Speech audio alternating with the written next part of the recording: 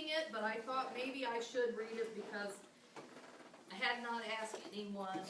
So if I stumble or get teary, then just ignore it. I'm real grateful to be anywhere, particularly here 2 years ago.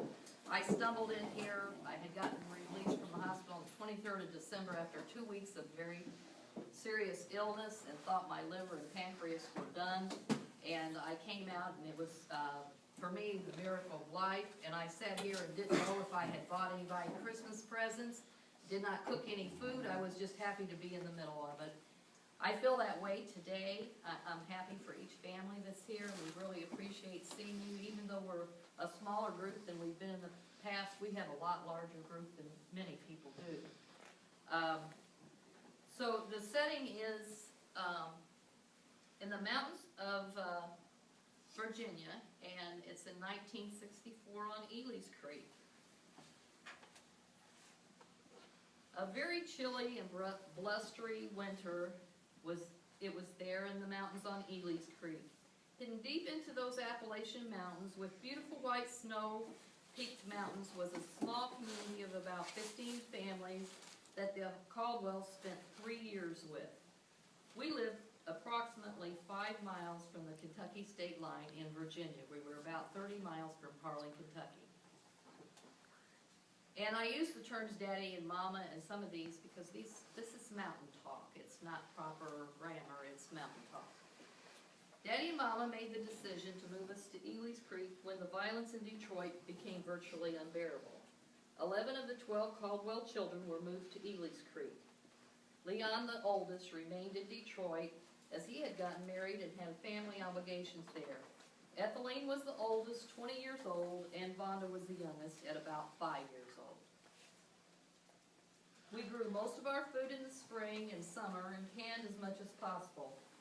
Most of it was green beans and blackberries, which we did today. We had green beans and blackberries again.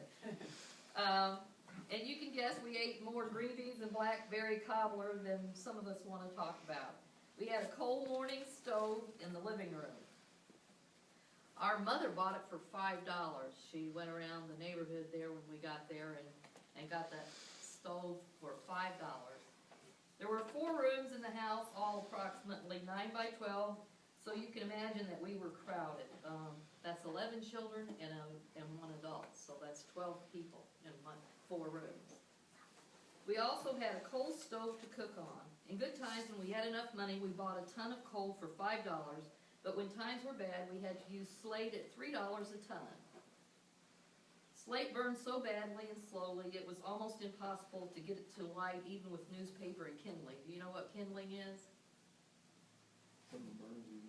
Yes, you strip newspapers and that kind of thing, and little broken pieces of wood and leaves, and you layer them into it, and then you put your coal on top of it. In 1964, the times were pretty rough.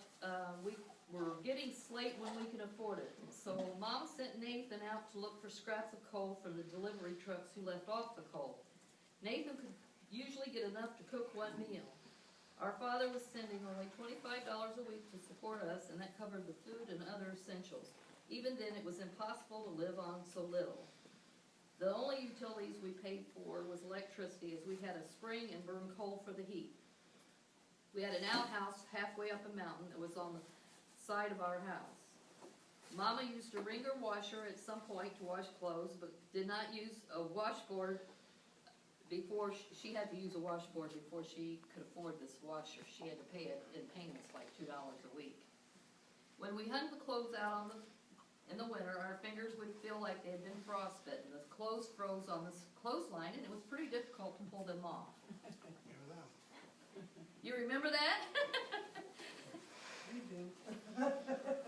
Our house was built probably in the early 20s, so you could see through it to the outside when we first moved there. Grandpa Anderson visited, and he stood and cried when he saw how pitiful the house was that we were living in.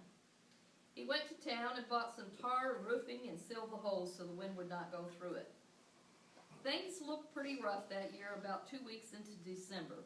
We were out of school, so we played games and walked to our friend's house and worked doing whatever we needed to do with the chores. We wore sweaters and coats, and some of the time in the house, the winter, it was because the cold was so sparse, we kept our coats on. We sometimes slept in coats. About a week before Christmas, Mama called us all into the living room. She looked pretty sad, looked as though she'd been crying. Her eyes were red, and her voice trembled slightly as she spoke.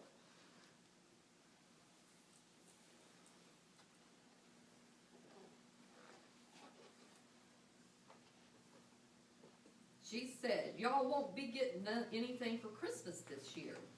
There's just no money, not even Christmas dinner. We'll have the green beans with potatoes and blackberry cobbler." We all sighed and looked at each other. Jer started talking excitedly about the contest at Piggly Wiggly. "But what if we win $25, Piggly Wiggly?" Mama said, "Oh, you can't count on that." Then we started talking about what we would do. Ethelene and Anna, got the hatchet, went into the woods to cut a tree. Nathan and Margaret got a 22 out of the shed and went hunting, hoping they'd find a rabbit or a deer.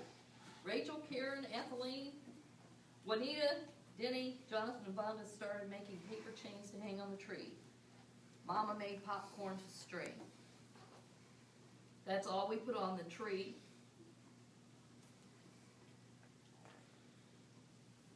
A paper chain and popcorn. And it was the prettiest tree. It was so beautiful to us.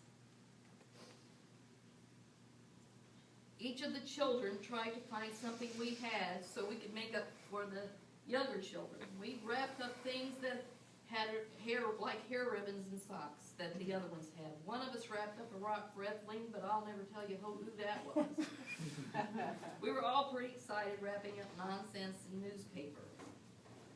Christmas Eve arrived, and Mama had gone to get weekly check from Daddy. She took Jer to the store toward Pennington Gap to get groceries at Piggly Wiggly. For every $10 you spent, you got a ticket. Mama spent 20, so she was given 2 tickets. They would announce the winning number on the radio later that day. When Mom and Jer got back from the grocery store, we all put hats on and ran into the cold, and as though we expected something anyway. And it was the same stuff, just essentials. Oh well, maybe next time. We helped put away the groceries, and the older kids, except for Jer, went back to playing Monopoly. We played a lot of Monopoly back then. Rachel had Karen, Juanita, Denny, Jonathan, and Vonda in the girls' room playing storytelling. Oh, those merry and glorious stories. The adventures that Rachel made up to keep the younger ones spellbound. Jer was in the boys' room with his ear to the radio, alternating and marching back and forth, yelling, "I know we're going to win, I know we're going to win." And he just marched and marched back and forth through the house. Marching back and forth, "I know we're going to win." All of a sudden, Jer let out one of his hoops. "We won! We won! I knowed it, I knowed it, I knowed it." Woo-hoo! Woo-hoo! We won! We won! He had written down the winning numbers. Mama said, "Well, Jerry, you might be wrong." And he said, "No, no, no. Looky, looky." The younger kids came running in the living room to see what was wrong. Mama looked and started smiling. She said, "Well, you know, I believe you are right. We have won. Now we're going to have Christmas dinner." "We're buying Christmas dinner," Vonda said, and Johnny asked Mama for some candy cane. She said, "I might." When Mama and Jer returned, they had a turkey with all the fixings, chocolate cake, apple pie, and fudge ingredients. She also purchased candy canes, one for each of us. Mama had bacon and sausage for breakfast. Wow, this was so great. We rarely had meat for breakfast. It was usually biscuits and gravy. We went off looking forward to our Christmas Day meal. We were pretty happy. As we started to wake in Christmas morning, the aroma of bacon, sausage, and fresh coffee went through the house. We could see our breath in the bedroom when we started getting up. We hurried and put all our shoes on and went into the living room to put our hands over the stove.